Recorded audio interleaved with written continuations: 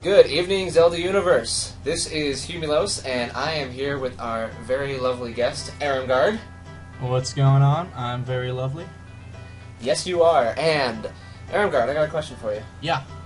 So, from what I hear, the legend has it that you are going to E3 this year, right? That is correct. Holy crap. You lucky son of a... Anyway, so, kind of want to talk about that a little bit. E3 is here. From what I understand, it's going to be a little bit different from what we're used to, but it's all still going to be about the games, right? Yeah, definitely. Yeah, so we're still going to get lots of awesome games, lots of things coming in, and honestly, from what I've seen so far, there have been a lot of reveals and a lot of teases from the different developers for a lot of things that I really want to check out. But this is a Zelda podcast, so we are going to talk about the Zelda stuff that we're going to see at this year's E3. So, what do we have to look forward to on that end? Well, I would imagine we're going to get our first playable demo of Zelda for 3DS and get a good look at it. Hopefully see what it has to offer in terms of new content that the first A Link to the Past didn't have, and maybe see what other connections it's going to have to it. And I'm guessing we'll also get a playable demo for the Wind Waker HD. So that should be interesting, especially to see not just what they've changed in terms of the art style, but to see if they've added in some more content and things like that, like some of the stuff that was cut from the original Wind Waker. So that'll be interesting to look forward to. Now, on the subject of Wind Waker, we've had one piece of new news for that one, haven't we? Just a poster. Yeah, apparently in Disneyland there was a poster for, they're kind of calling it like summer, things to look forward to in the summer. So from that we may gather that Wind Waker may be coming out sometime in the summer, whenever that actually means, who knows, or if that actually is accurate, maybe. But it also gave a nice little new picture of Link that's been, it looks pretty much identical to the original Wind Waker Link, albeit a few different changes, just a little bit of a modernization of the style to bring him up with the current idea of Toon Link. And I know back when we first were talking about Wind Waker HD, that was one of the big things that I was not happy about, was the style they were going with for it. So I'm hoping that from this poster, the poster looks great, but it's just a drawing, but I'm hoping that they're going to stick with what that drawing looks like for the HD, because, we played a lot of HD games, and generally, if you can draw it, it can be in an HD game, and it can look great. Yeah, I really liked the way the environments and stuff looked in just that initial teaser we got of Wind Waker HD, but I thought the character models looked kind of almost toyish, almost like it was a plastic toy. But this style looks a little cleaner, it looks a little more like the original, so I like the direction it's taking if this is indeed how it's going to look. Right. When we got our first look, really all they were just kind of mock-ups to show the fact that it can be in HD. It may be the final style, it may not be, but I'm really excited to see, exactly what they're going to show us, and hopefully we will get a playable demo of it too, to see actually how it will look in action.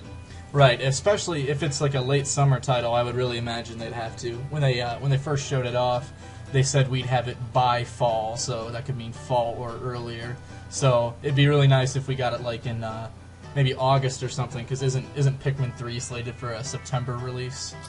I believe so, yes. So August would be a nice way to sort of, fill in the gap while we wait for Pikmin. It's not quite a new game, but, a popular old game to keep us, happy while we wait for Pikmin.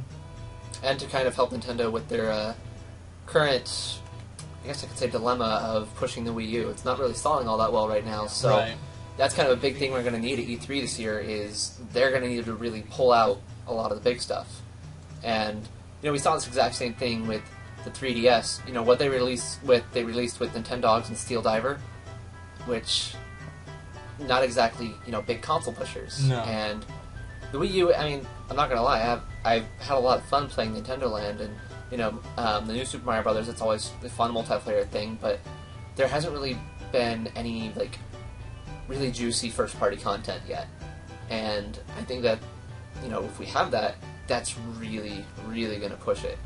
And that's part of the reason why I'm hoping that we get to delve a lot more into the actual Zelda Wii U that hopefully they'll talk a little bit about it at E3 this year.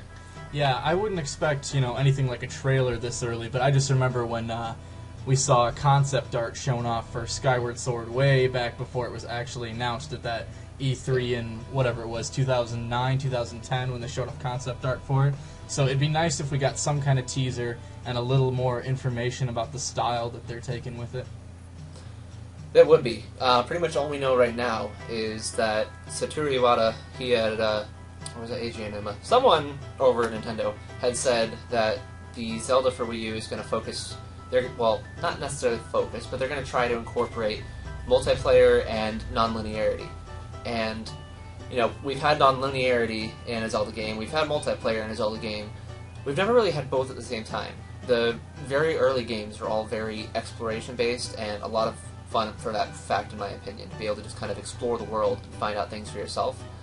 Whereas the Four Swords games were all very straightforward, but a lot of fun to play with friends.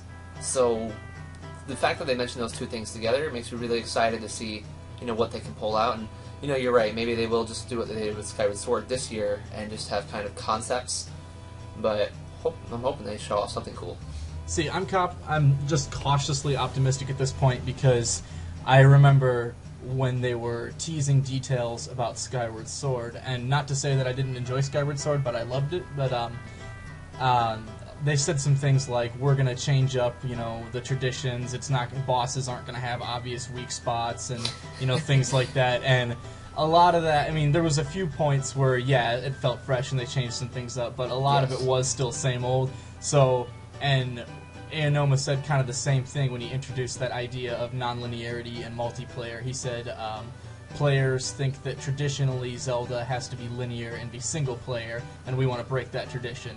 So I'm a little cautious anytime I hear Aonuma promise that a tradition's going to be broken, because usually they don't end up straying that far away from the tradition when it's all said and done. But I would definitely like to see some more non-linearity, because Skyward Sword was pretty forcibly linear. Mm-hmm. So I'm not really sure what they do for multiplayer. I can't really imagine the main campaign being multiplayer, because like you said, outside of Four Swords, that's not something they've really done. But I don't know, it'd be interesting to see what they could incorporate for some kind of multiplayer mode. It really would be. So hopefully we get to see a lot of details with that, and yeah, hopefully they actually do pull it together, because I like you, I did love Skyward Sword. It's just a lot of it. There were a lot of basic Zelda tropes in it, and I remember, being pretty, happy about the fact that the first few dungeons weren't a collectathon. It was more so trying to just catch up with the princess, but then after that it did become, alright, go find all these musical notes, and go find, just whatever. You had to just kind of do the basic Zelda things. So, the very first Legend of Zelda game was, you set in the world, you've almost no direction at all. You start off completely defenseless unless you go into the cave, which hopefully you do know enough to go into the cave. And from that point, you just kind of have to wander around and find everything.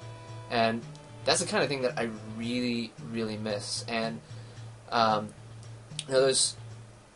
been playing a little bit of Metroid Prime again, and yeah, just because, as most of you know, the Super Metroid came out on the Wii U for 30 cents, so of course many of us downloaded it, and I'm sure many of us who downloaded it were like, dang, I forgot how much I like Metroid. So I started playing Metroid 2 again, and I went and started playing Metroid Prime, and as I'm playing these games, it gives me the exact same feeling that I got from the original Zelda games, because it's all about exploration and figuring things out to move forward to a point where you can do something. And Metroid Prime I want to focus on for a second here, just because the company that made that, Retro, is actually going to be having something that they're going to be revealing at E3 this year as well. And completely seriously, I love Metroid Prime. It's one of my all-time favorite games, and I'm really excited to see what Retro might be pulling out at E3. Yeah, me too, especially just because there was all kinds of rumors floating around at last year's E3, and then they held their big Wii U reveal and showed off, some games and things, and nothing was said about it. And reporters even asked Reggie Fils-Aimé about it, why wasn't Retro's game shown? What can you tell us about Retro's game? And he said something along the lines of, if I told you anything about that, the president of Retro would be on the phone chewing me out right now. So clearly whatever they're working on, they're trying to keep it pretty secretive, which tells me that Nintendo thinks it's going to be a killer app, it's going to be a system seller, because otherwise, why would they be so secretive about it unless they just really wanted to spring it on us and wow us with it. So I'm interested to see what they've got going. Now, according to it's part playthrough, part interview with one of the what's his title exactly? He's I don't remember. But someone at Retro was doing something with IGN, wherein they briefly mentioned that the new Retro title would be a new intellectual property, something that we hadn't seen before, a new franchise that we aren't familiar with. Now, well, it wasn't actually a Retro employee. It was just IGN employees were doing a Let's Play of Super Metroid, and they were talking about like the history of Metroid and such while they were playing it, and they got on the subject of Retro Studios, and one of the IGN employees said that he had heard that they were working on a new IP. Gotcha. Thank you for clarifying that. So if it's just an IGN employee, we can't really, I guess, I don't know. I wouldn't take that as 100% confirmed, but that is a strong possibility, and if there's any company that really has, I don't know, Nintendo's the kind of company that doesn't really come up with new things all the time. They use their own old franchises to come up with new things, but as far as like creating a whole new franchise to do something different, it's a very, very rare occurrence. And when they do it, it's not likely it's going to stick for a while. So, we have Mario, Zelda, Metroid, Donkey Kong, all those things have been around forever. We have Pokemon, we have Kirby, things that are just there. They're going to be there forever, and they're continuing to use them forever. But, I don't know, what kind of thing would you hope to see Retro make? Would you hope for them to use one of these existing properties, or would you hope that they actually are making something new? I trust Retro to the point right now where I feel like you could hand them just about any established Nintendo IP and they could make a really solid game out of it. But at the same time, I'd like to see them grow beyond that because like they've proven themselves, so why not give them a chance to establish something new? Because like you said, you got all these games that Nintendo invented in the 80s that are still selling millions of copies, but every year they sell a little bit less and people say, oh, we're a little bit tired of Mario being rehashed or Donkey Kong or whatever. And I think Retro's a talented enough team that they can create a new franchise that becomes an instant classic and becomes, the one that everyone goes out and buys the system for. So I'd prefer something new, but I'm not going to be disappointed if, Retro comes out and announces that they're making Star Fox for the Wii U or something like that either. No, yeah, I totally agree. And, one of the things I like about the different Nintendo franchises is each one kind of focuses on a certain genre. You have Mario for platforming, you have Star Fox for space shooting, you have Fire Emblem for strategy, and I think it'd be interesting to see, what other genres they can delve into. I'm not a game developer personally, so I'm not exactly sure what other kind of genres they would need to explore, but I think that would be really cool, because that's kind of how most Nintendo properties work. You have that certain property focuses on one genre, so I'd like to see that. I'd like to see Nintendo branch out into something they aren't normally doing, and I think Retro would be the perfect ones to take the helm on that. Right, I agree, and especially when you look at the fact that you don't even always have to come up with something completely new. Sometimes you can take an old style and just tweak it in some unique ways, and suddenly it's like you've created this whole new subgenre. Like there's, shooter games, and then Resident Evil popularized the survival horror, where suddenly, you've got a gun and you're going around shooting things, but it's not focused on mowing enemies down. You have to conserve ammo, you have to run and hide, you have to solve puzzles, and it becomes more about survival than killing. So it'd be interesting to see if Retro or, any other Nintendo-run company can, take one of these tried-and-true genres and just mix it up in a way that it actually becomes something fresh and new. Totally. So I'm pretty excited to see what exactly they're going to be doing. We know for sure that they are going to be showing it off. Reggie did say that. So whatever it is, we are going to be seeing it soon. So I definitely look forward to that. So as far as everything else that's happening at E3, we just had the two other major companies in the console wars. We had Microsoft and Sony. Both of them very recently have revealed their new system. We had the PlayStation 4 announced and had a lot of cool features that it was talking about. Microsoft the Xbox One was announced, and it's admittedly cool but very strange progression from normal game systems.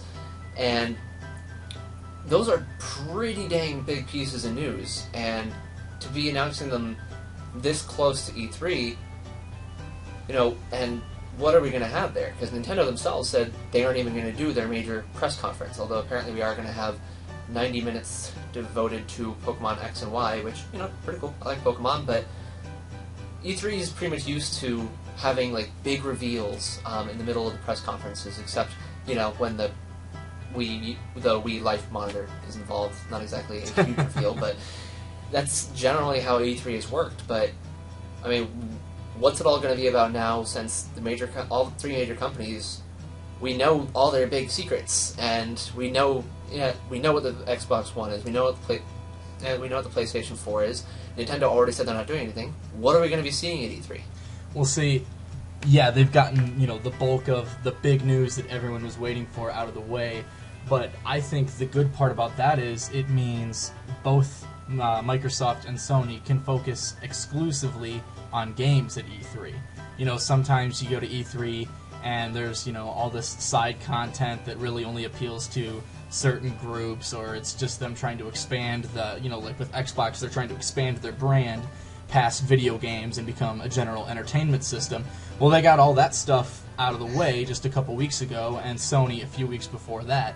So by holding these pre-E3 conferences, they were able to say, okay, here's what we're doing in the next generation, here's what we're about, this is our platform, these are the features. Which means now when E3 rolls around, they don't have to worry about any of that stuff. If they're holding a 60-minute conference, 90-minute conference, whatever, they don't have to spend 30, 45 minutes of that establishing what their vision is for the future. That's already been established, and they can just focus on providing us with game trailers and demos and things to that nature. So even though the announcements might not be as big, I think you could see perhaps the most interesting show in a while from them, because it should be all games focused. Both companies have said it's going to be game focused, so hopefully that's what they come out with. And then it also, one of the few things that I'll ever agree with Michael Pachter on is that E3 is a unique opportunity, because whenever Nintendo, Sony, Microsoft, whenever they hold some private press conference and put it online or something, all the video game sites report on it. But at E3, you get regular news sites reporting on things too. So at these little conferences they did where they showed off, the Xbox and the PS4, that got everyone excited and hyped for it. Well, maybe not necessarily in the case of the Xbox, but it got people aware of what's going on now, and now they're going to want to see more. So they know what the brand is about, but they want to see what they'll be playing on that console if they buy it. So I think it could bring in a larger group, and it could, it'll be good for the focus to be on games when you have, all these big news companies reporting on it, and not just, the IGNs and the Kotakus of the world. I totally agree with you on that. It is going to be a lot more about the games then. If we don't have the big things, it's got to be about the games. And I think emotionally it's not going to be as good of an E3 as once previous, because just, that feeling of just seeing that big thing that you just have been anticipating coming is just, I don't know, it's a pretty cool feeling to see that happen at E3 when you're expecting it. But the thing is that these consoles, I'm not going to lie, consoles are somewhat in a little bit of trouble. Alright, I'm not saying that the consoles are doomed, I'm not saying that console gaming is going to go out, but as of right now, I really don't have any interest in buying either an Xbox One or a PlayStation 4. And that's just me so far, but that's because I really don't have anything to look forward to. So I think you're right in that since they already took care of revealing the systems, that now they can focus on those games and give me a reason to actually want to get one of those. And, I'll see where that goes. And it's just the same. It's like the same problem the Wii U had. That I think that's something that can be fixed this time at E3. Is that the Wii U got released, didn't have games, people aren't buying it enough. So at this year's E3, I think it's going to be the kind of thing that helps continue to push console gaming forward. Is that it's going to give focus on the games. It's going to show what consoles can do that you can't get anywhere else. The three systems all have major different things that they can do that PCs can't do, that mobile can't do, and if they really emphasize on that fact, give us games that we can't get anywhere else, then we're going to have a really dang good E3. And thinking about it like that, I am definitely way excited for it. Yeah, me too. And I have to say, even though Nintendo's not holding a large-scale press conference, I'm pretty impressed with the game plan they've put together to get their brand out there, because they still have the ability to reach quite a few people with what they're doing. Because, like you said, they're going to hold a big deal on Pokemon, and then they're going to hold a video conference on the morning of June 11th, where we're supposed to see things like 3D Mario, Mario Kart, Retro Studios' new games. We'll probably get trailers for other games that have been announced but haven't been given release dates, like Bayonetta 2, things like that. So we'll still get to see lots of interesting stuff, even if they're not, spending the $2 million or whatever it is to rent out the auditorium and do a big show.